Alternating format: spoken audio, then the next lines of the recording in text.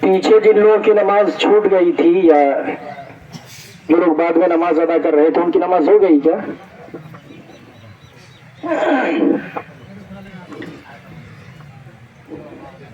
جو لوگ کلیکشن کر رہے تھے دو لوگوں سے گزارش ہے کہ گیٹ کے پاس کھڑے ہو جائیں، اگر کسی کو کچھ دینا ہو تو گیٹ کے پاس دے سکتے ہیں۔ ان الحمد للہ نحمده ونستعینه ونستغفره ونؤمن به ونتوکل علیہ ونعوذ باللہ من شرور انفسنا ومن سیئات اعمالنا من يهده الله فلا مضل له ومن يضلل فلا هادي له وأشهد أن لا إله إلا الله وحده لا شريك له وأشهد أن محمدا عبده ورسوله أما بعد أعوذ بالله من الشيطان الرجيم بسم الله الرحمن الرحيم ونضع الموازين القسط ليوم القيامة فلا تظلم نفس شيئا وإن كان مثقال حبة من خردل أتينا بها وكفى بنا حاسبين الله أكبر الله أكبر لا إله إلا الله والله أكبر الله أكبر ولله الحمد الله أكبر كبيرا والحمد لله كثيرا وسبحان الله بكرة وأصيلا اللهم اهد قومي فإنهم لا يعلمون۔ معزز حاضرین عیدگاہ، اللہ رب العالمین کا بے انتہا شکر و احسان کہ جس نے ہم مسلمانوں کو رمضان المبارک کا مقدس مہینہ دیا اور اس مہینے میں روزوں کے ساتھ دیگر عبادات انجام دینے کی توفیق عنایت کی۔ حضرات گرامی، جو لوگ اٹھ کر جا رہے ہیں میں ان کے لیے کچھ نہیں کہہ سکتا، بہت ہی سادہ سا ایک جملہ ہے، یہ بہت ہی غیر مناسب عمل ہے، شرعی اعتبار سے اس کی کوئی گنجائش موجود نہیں ہے، لیکن اللہ ہدایت دے، ہمیں صحیح سمجھ دے، عقل سلیم دے کہ ہم 10 منٹ عید کی نماز ادا کرنے کے لیے آتے ہیں اور اس میں بھی اتنی بے چینی ہوتی ہے، اتنی بے قراری ہوتی ہے، اتنی پریشانی ہوتی ہے، یا زمین کے نیچے کانٹے گڑے ہیں کہ چند منٹ ہم یہاں بیٹھ بھی نہیں پاتے ہیں۔ حضرات، یہ خوشی کا دن ہے، لیکن ساتھ ہی ساتھ مجھے آج بے انتہا تکلیف بھی ہے۔ یہی وہ عیدگاہ ہے، یہی پہلی صف ہے جس صف سے آج میں 3 لوگوں کو غیر حاضر پاتا ہوں۔ استاد محترم فضیلت الشیخ محمد اسحاق سلفی حفظہ اللہ اسی صف میں یہی کھڑے ہوا کرتے تھے، آج وہ ہمارے بیچ نہیں ہے۔ مولانا منظور صاحب شیشہ ٹولہ یہی پہلے صف یا دوسرے صف میں اکثر ہوا کرتے تھے، آج وہ ہمارے بیچ نہیں ہے، اللہ کو پیارے ہو گئے ہیں۔ اسی طرح ہمارے علاقے کے نہ جانے بہت سے لوگ جن کا نام میں نہیں جانتا، وہ لوگ بھی ہماری ہی طرح مصروف تھے، وہ لوگ بھی ہماری ہی طرح وقت کے پابند تھے، وہ لوگ بھی عیدگاہ میں آ کر بیٹھنے میں شاید تکلیف محسوس کیا کرتے تھے، لیکن آج وہ ہمارے بیچ نہیں ہے، اللہ کو پیارے ہو گئے ہیں۔ ہم سب مل کر ان کے لیے دعا گو ہیں کہ الہ العالمین اس رمضان المبارک کے مقدس مہینے میں یا اس سے پہلے جتنے لوگ ہمارے اس علاقے کے اللہ کو پیارے ہو گئے، سب کی مغفرت فرما، سب کے قبر کے مراحل کو آسان فرما، الہ العالمین ان کے اوپر اپنے فضل خاص عطا فرما اور جنت میں ان کو جگہ نصیب فرما۔ حضرات گرامی، میں نے جس آیت کریمہ کی تلاوت کی ہے، اللہ رب العالمین قیامت کے دن میزان قائم کرے گا، ترازو لگائے گا، کس لیے؟ تاکہ ہمارے اعمال کو تولے جائے۔ وَنَضَعُ الْمَوَازِينَ الْقِسْطَ لِيَوْمِ الْقِيَامَةِ فَلَا تُظْلَمُ نَفْسٌ شَيْئًا۔ اللہ رب العالمین قیامت کے دن میزان قائم کرے گا، ترازو لگائے گا، کیوں؟ فَلَا تُظْلَمُ نَفْسٌ شَيْئًا، تاکہ کسی بھی شخص کے ساتھ ذرہ برابر بھی ظلم نہ ہو، ناانصافی نہ ہو، کسی بھی قسم کی کمی یا زیادتی نہ ہو۔ وَإِن كَانَ مِثْقَالَ حَبَّةٍ مِّنْ خَرْدَلٍ أَتَيْنَا بِهَا وَكَفَى بِنَا حَاسِبِينَ، اور اگر کسی نے رائی کے دانے کے برابر بھی نیک کام کیا ہے تو اللہ رب العالمین اسے اس کے سامنے لا کھڑا کرے گا، اور اگر کسی نے رائی کے دانے کے برابر بھی کوئی غلط کام کیا ہے، گناہ کا کام کیا ہے، کوئی فاسد کام کیا ہے، کچھ بھی کیا ہے، اللہ رب العالمین اس کے سامنے لے آئے گا۔ وَكَفَى بِنَا حَاسِبِينَ، اور اللہ رب العالمین حساب کرنے کے لیے کافی ہے۔ حضرات گرامی، اس آیت کریمہ سے پتہ چلا کہ اس روئے زمین پر اس دنیا میں ایک انسان جو بھی عمل کرے گا چاہے وہ چھوٹا ہو، اور چھوٹے میں بھی تشبیہ دی گئی رائی کے دانے سے، اگر رائی کے دانے کے برابر بھی ہو تو بھی اللہ رب العالمین کی نظر میں ہوگا، اور کل قیامت کے دن ہم اسے اپنے آنکھوں کے سامنے دیکھیں گے، اللہ پیش کرے گا۔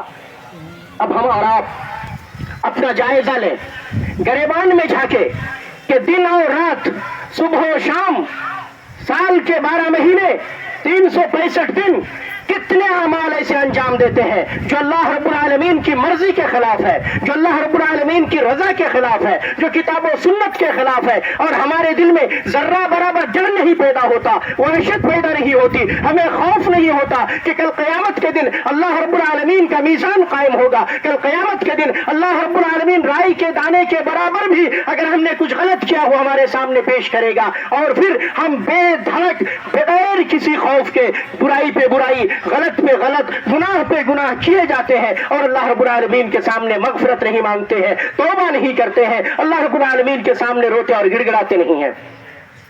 حضرات گرامی، اعمال تو بے شمار ہے، گناہیں تو بے شمار ہے جن کا ذکر کیا جا سکتا ہے، لیکن حالات کے لحاظ سے چند ایسی غلطیاں ہمارے معاشرے کے اندر سرایت کرتی جا رہی ہیں، یا چند ایسے خطرناک اور مہلک بیماریاں ہمارے معاشرے کے اندر پیدا ہوتی جا رہی ہیں کہ اگر ان گناہوں سے ہم نے توبہ نہیں کیا، ہم نے اصلاح نہیں کیا، تو پھر وہ دن دور نہیں کہ ہم بہت بڑے عذاب کے شکار ہو جائیں گے۔ بلکہ یہ امت محمدیہ ہونے کی برکت ہے، اللہ کے نبی صلی اللہ علیہ وسلم کی امت ہونے کی فضیلت ہے کہ ہم خطرناک اور مہلک عذاب سے بچے ہوئے ہیں، ورنہ ہمارے اعمال تو ایسے ہیں کہ زمین میں ہم دھسا دیے جائے، اللہ ہمارے اعمال تو ایسے ہیں کہ آسمان سے بارش برسے اور ہم تباہ و برباد ہو جائیں، ہمارے اعمال تو ایسے ہیں کہ آسمان سے چیخ کا نزول ہو، ہمارے کان کے پردے پھٹ جائیں اور ہم اوندھے منہ گر جائیں۔ اعمال ہم اس طرح کے انجام دیتے ہیں۔ ان برائیوں میں ایک خطرناک برائی ناپ تول میں کمی ہے۔ سورہ ہود آیت نمبر 84 سے لے کے 95 تک حضرت شعیب علیہ السلام نے، حضرت سمود علیہ السلام نے اپنی قوم کو بارہا اس بات سے آگاہ کیا کہ تم لوگ ناپ تول میں کمی نہ کرو، ناپ تول میں کمی کرنا نہایت ہی خطرناک بیماری ہے۔ لیتے وقت زیادہ لینا، دیتے وقت کم دینا، سیمپلنگ غلط کرانا، دینے کا وعدہ کوئی اور چیز کرنا، دیتے وقت کوئی اور چیز دے دینا، ناپ تول میں کمی کرنا شریعت کی نظر میں بہت ہی خطرناک اور مہلک بیماری ہے۔ اور سمود علیہ السلام کی قوم کو اللہ رب العالمین نے چیخ کے ذریعے اس دنیا سے ختم کر دیا تھا، ان کا وجود نیست نابود ہو گیا تھا۔ آج ہم اپنے معاشرے کا جائزہ لیں، یہ مکئی کا سیزن ہے، چند دنوں کے بعد مکئی کی کٹائی ہوگی، تاجر لوگ، بزنس مین لوگ، خریدار لوگ ہمارے گھروں میں آئیں گے، اور ان کی خریداری میں جس طرح کی بے ایمانی ہوتی ہے، ناپ تول میں جس طرح کی کمی ہوتی ہے، جس طرح کا ہیر پھیر ہوتا ہے، ترازو کے اندر جس طریقے سے بے ایمانی کی جاتی ہے، اللہ کی پناہ مجھے تو خوف ہوتا ہے کہ آج ہمارے معاشرے کے اندر جو بے برکتی ہے، آج ہم لوگ جس طریقے سے پریشان ہیں، ہمارے اوپر غیروں کا جس طریقے سے تسلط ہو رہا ہے، ظالم حکمراں جس طریقے سے ہمارے اوپر مسلط کر دیے جا رہے ہیں، ہمارا انکاؤنٹر کر دیا جاتا ہے، ہمیں جہاں تہاں مار دیا جاتا ہے، بے شمار پریشانیوں کے ہم شکار ہے۔ کہیں یہی وجہ تو نہیں ہے کہ اللہ رب العالمین کے اس فرمان کی ہم نافرمانی کرتے ہیں کہ ناپ تول کے اندر کمی نہ کی جائے؟ کیا ایسا نہیں ہوتا ہے کہ ٹرک بدل دیا جاتا ہے؟ ایسا نہیں ہوتا ہے کہ سوکھا سیمپل پاس کرا کے کچا سیمپل بیچ دیا جاتا ہے؟ حضرات گرامی، کان کھول کر سن لیجئے، شریعت کی نافرمانی کرنے والے، شریعت سے بغاوت کرنے والے، اگر پچھلی قوم کے لوگ تباہ و برباد ہو گئے تو ہم بھی تباہی و بربادی کے کگار پر ہیں، بلکہ تباہ و برباد ہو چکے ہیں۔ ہم شکل میں تو انسان دکھتے ہیں، چلتے پھرتے ہیں، گھر مکان میں رہتے ہیں، لیکن دل کے اندر کی بے چینی دیکھیے کس قدر بے چین ہے۔ جو جتنے میں ہے، اللہ نے جس کو جتنا دیا ہے، صبر نہیں ہے، شکر نہیں ہے، برکت نہیں ہے، ہر آدمی پریشان ہے، ہر آدمی بدحال ہے۔ یہ ایک عذاب ہے، بد امنی، بے چینی، عدم اطمینان، یہ عذاب ہے۔ اگر ہمیں سمجھ میں نہیں آتا ہے تو اللہ رب العالمین سے سمجھ کی دعا کرنی چاہیے۔ اسی طریقے سے سماج میں رہتے ہوئے جب 10 لوگ ایک ساتھ رہتے ہیں، 10 گاؤں والے ایک ساتھ رہتے ہیں، چھوٹی بڑی باتیں ہو جایا کرتی ہیں، آپس میں اختلاف ہو جایا کرتا ہے، کبھی کبھار فتنہ بھی ہو جاتا ہے، لڑائی جھگڑے کی نوبت آ جاتی ہے، یہ فطری بات ہے، ممکن ہے جہاں 10 انسان رہے اس طرح کی بات ہو۔ اللہ رب العالمین نے سورہ حجرات کے اندر فرمایا وَإِن طَائِفَتَانِ مِنَ الْمُؤْمِنِينَ اقْتَتَلُوا فَأَصْلِحُوا بَيْنَهُمَا بِالْعَدْلِ وَأَقْسِطُوا إِنَّ اللَّهَ يُحِبُّ الْمُقْسِطِينَ۔ اگر 2 گروہ کے درمیان اختلاف ہو جائے، 2 گروہ کے درمیان کسی بات میں ٹکراؤ ہو جائے، 2 گروہ کے درمیان کسی بات پر فساد برپا ہونے کی نوبت آ جائے، اس میں ایک گروہ مضبوط ہو، ایک گروہ کمزور ہو، تو بحیثیت مسلم ہماری یہ بنیادی ذمہ داری ہوتی ہے کہ ہم دونوں کے درمیان صلح کرائیں، دونوں کے درمیان تال میل کرائیں، دونوں کے درمیان اتفاق کرائیں، دونوں کے درمیان میل ملاپ کرائیں۔ یہ ہماری بحیثیت مسلمان ذمہ داری ہے۔ لیکن آج ہمارے معاشرے میں اختلافات کو ہوا دی جاتی ہے، اختلافات کو بھڑکانے کی کوشش کی جاتی ہے۔ کچھ لوگ ہوتے ہیں جو اختلافات کو ہوا دے کر اپنی روزی روٹی کا انتظام کرتے ہیں۔ استغفر اللہ ربی من کل ذنب واتوب الیہ۔ حضرات کرام، یہ کیسا مزاج ہے کہ ہم اختلاف کو ہوا دیتے ہیں؟ شریعت کہتا ہے، شریعت کی حکم ہے کہ اگر اختلاف پیدا ہو جائے، آپس میں اختلاف ہونا فطری بات ہے، اس اختلاف کو ختم کرنے کے لیے ہمارے درمیان کچھ لوگ پیدا ہوں جو ختم کریں۔ لیکن ہم ختم کرنے کے بجائے عدالتوں کی طرح تاریخ پہ تاریخ 1 دفعہ بیٹھتے ہیں، 2 دفعہ بیٹھتے ہیں، 3 دفعہ بیٹھتے ہیں، 4 دفعہ بیٹھتے ہیں، رات کی تنہائی میں فیصلے کرنے کی کوشش کرتے ہیں، لین دین کرتے ہیں۔ اور وہ لوگ بھی کان کھول کر سن لیں جو اپنے حق میں فیصلہ کرانے کے لیے دوسروں کو رشوت دیتے ہیں، جو اپنے غلط فیصلے کرانے کے لیے دوسروں کے ہاتھ میں پیسہ دیتے ہیں، وہ اپنے حق میں فیصلہ کرانے کے لیے دوسروں کو ورغلاتے ہیں۔ قیامت کے دن وَنَضَعُ الْمَوَازِينَ الْقِسْطَ لِيَوْمِ الْقِيَامَةِ فَلَا تُظْلَمُ نَفْسٌ شَيْئًا وَإِنْ كَانَ مِثْقَالَ حَبَّةٍ مِّنْ خَرْدَلٍ أَتَيْنَا بِهَا۔ رات کی تنہائی میں کام کرتے ہو، سوچتے ہو اللہ کو نہیں پتا ہے، رائی کے دانے کے برابر بھی اللہ کے سامنے کھڑے ہو کر حساب دینا پڑے گا۔ بند مٹھی میں پیسہ دیتے ہو، یہ سوچتے ہو کہ کسی کو پتا نہیں، مخالف کو پتا نہیں، جس کے خلاف ہم پیسہ دے رہے اس کو پتا نہیں، یقیناً اس کو پتا نہیں، لیکن رب دیکھنے والا ہے، وہ تو دیکھتا ہے، وہ دیکھ رہا ہے۔ اور آج اگر تم نے اپنے حق میں غلط فیصلہ کرا بھی لیا ہے تو کل قیامت کے دن تمہارے حق میں فیصلہ نہیں ہوگا، اللہ کے ہاں تمہیں جواب دہ ہونا پڑے گا۔ موت کا خوف نہیں ہے، مرنے کا ڈر نہیں ہے۔ اتنے لوگوں کو سال میں ہم دفن کرتے ہیں، کیا خود مریں گے تب ہمیں احساس ہوگا؟ اس بات کا اندازہ نہیں ہوتا ہے کہ 4 دن کی زندگی ہے، پھر اندھیری رات ہے۔ یہ چودراہٹ، یہ طاقت، یہ فیصلے، یہ سرداری، یہ حکومت، یہ کیا ہے؟ کچھ نہیں ہے۔ صرف اپنی حیثیت کو دیکھیے کہ جب آپ 5-6 میٹر کفن کے اندر بند ہوں گے، آپ کی حیثیت رائی کے دانے کے برابر تو بہت دور کی بات ہے، ایک خس و خاشاک کی طرح بھی نہیں ہوگی جو ہوا سے اڑ جایا کرے، بلکہ 4 کندھوں کے سہارے ہمیں اپنا سفر، آخری سفر بھی مکمل کرنا پڑے گا۔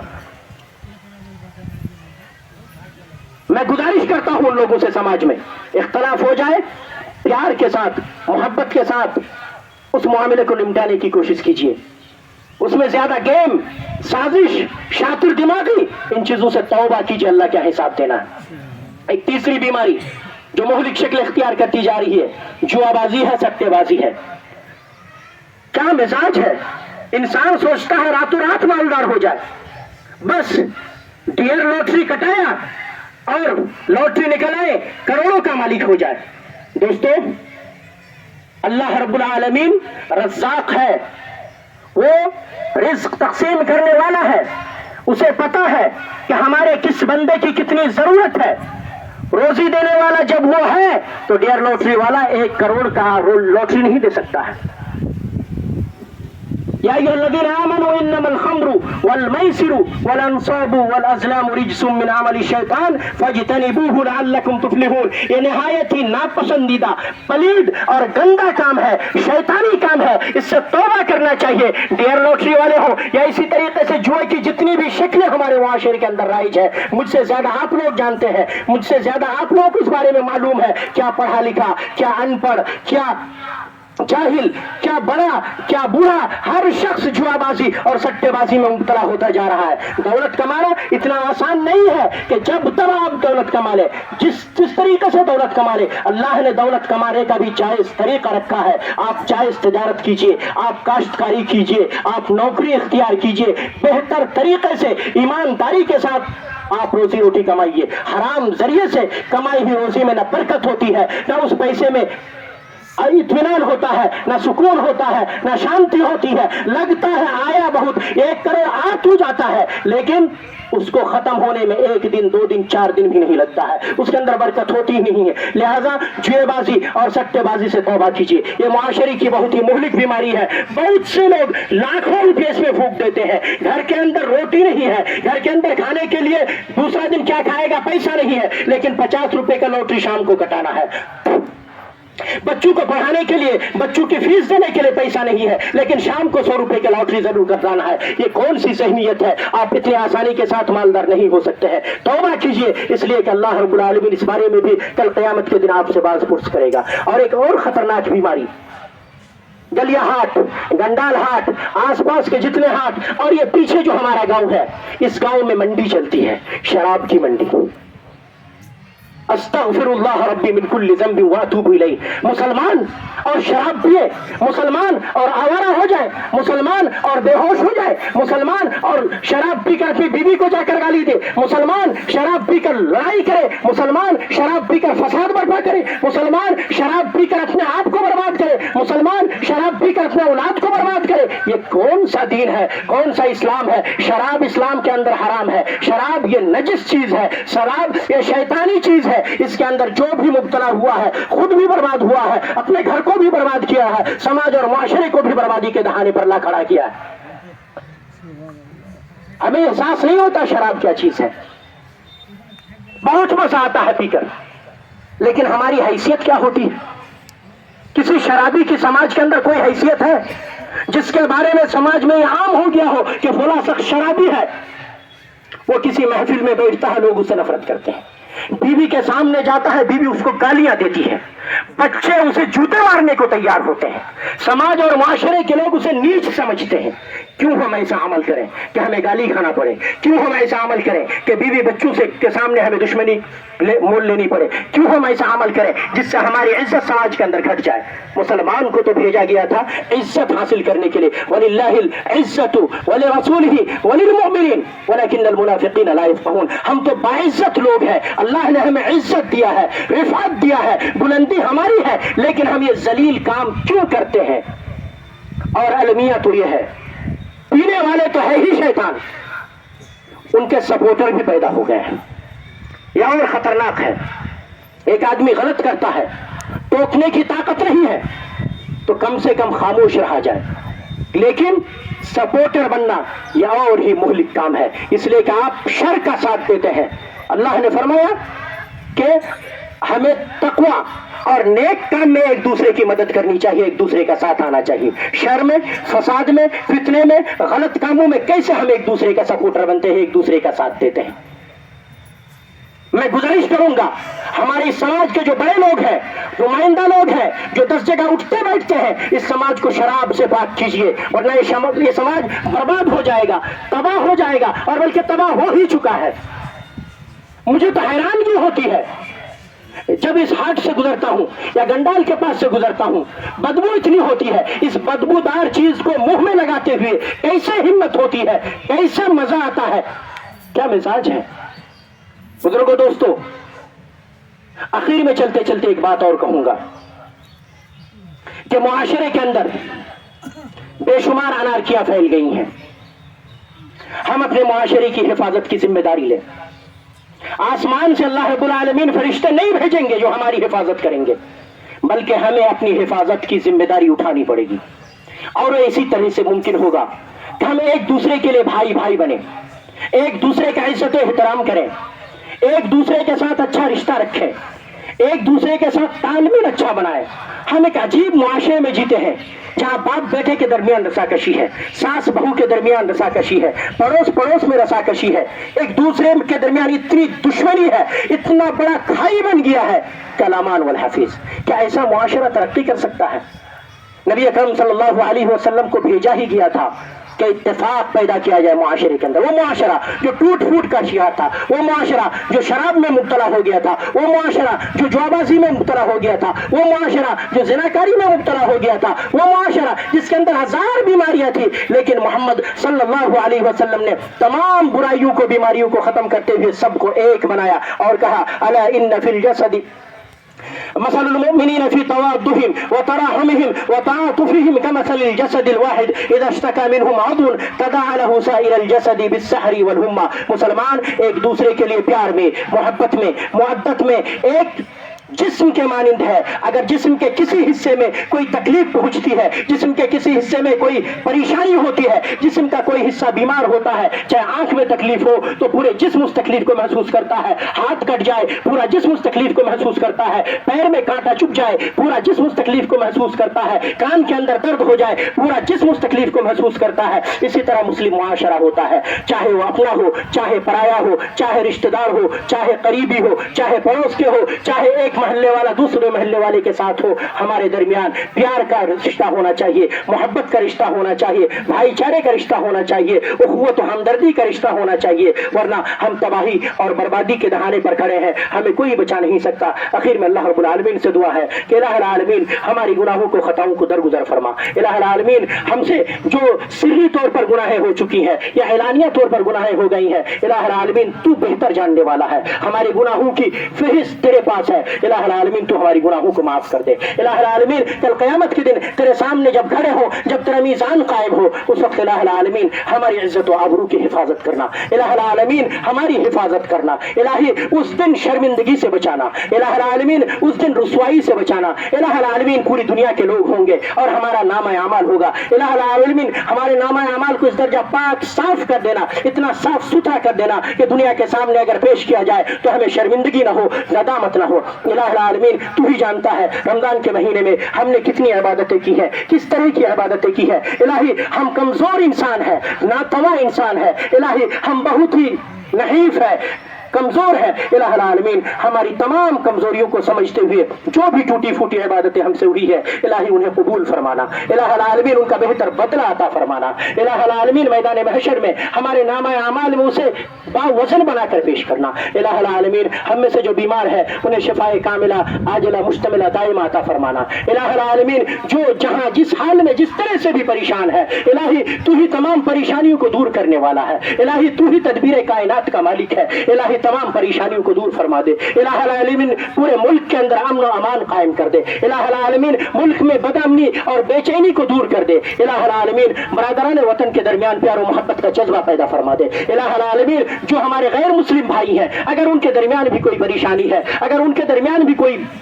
مصائب و مشکلات ہے، الہی تو ان کی پریشانیوں کو دور فرما دے. الہی برادران وطن کے درمیان، غیر مسلم بھائی بہنوں کے درمیان بھی پیار و محبت کا جذبہ پیدا فرما دے، ہمارا ان کے ساتھ بہتر رشتہ پیدا فرما دے. الہ العالمین دونوں مذہبوں کے بیچ میں جو کھائی پیدا ہو رہی ہے، دشمنان جو ہمارے درمیان دیوار پیدا کرنے کی کوشش کر رہے ہیں، الہی ہم صدیوں سے ایک ساتھ پیار و محبت کے ساتھ رہتے ہیں، صدیوں سے ایک دوسرے کے ساتھ بھائی چارے کے ساتھ رہتے ہیں. کچھ لوگ ہیں سماج کے اندر اینٹی سوشل ایلیمنٹ ہے جو ہماری دوستی کو، جو ہمارے بھائی چارے کو ختم کرنا چاہتے ہیں. الہی ان سماج دشمن عناصر کو کیفر کردار تک پہنچا اور ہمارے درمیان پیار و محبت کی فضا کو قائم فرما دے. الہ العالمین ہم جس حال میں بھی ہیں، جہاں بھی ہیں، الہی تو ہمارے ساتھ خیر کا معاملہ فرما دے. جب تک زندہ رہیں ایمان اور اسلام پر رہیں، جب ہمارا خاتمہ ہو ایمان پر خاتمہ ہو، کلمہ نصیب ہو. آمین. وآخر دعوانا ان الحمد للہ رب العالمین. والسلام علیکم ورحمۃ اللہ وبرکاتہ.